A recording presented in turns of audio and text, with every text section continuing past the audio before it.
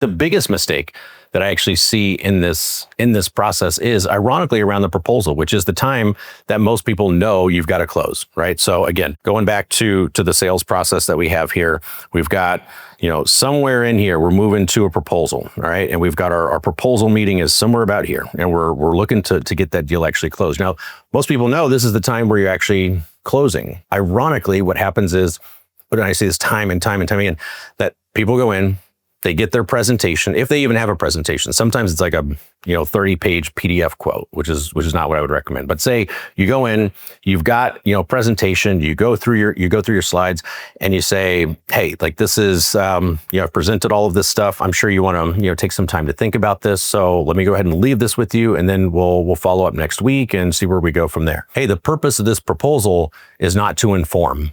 The purpose of this proposal is not to educate. The purpose of this proposal is not to deliver information and let them make their decision on their own. The purpose of this proposal is to close the deal. And you, as a salesperson, your job is to help them make a decision. Your job is not to deliver information and leave them to make a decision on their own. If you really believe that you can solve a problem, if you can make pains go away, if you can make their business better, if you can improve their network, if you can improve their systems, and they're not like all of that stuff, if you really believe that, then you have an obligation to help them make a good decision. There's no better time for you to help them make a good decision than when they're sitting right in front of you.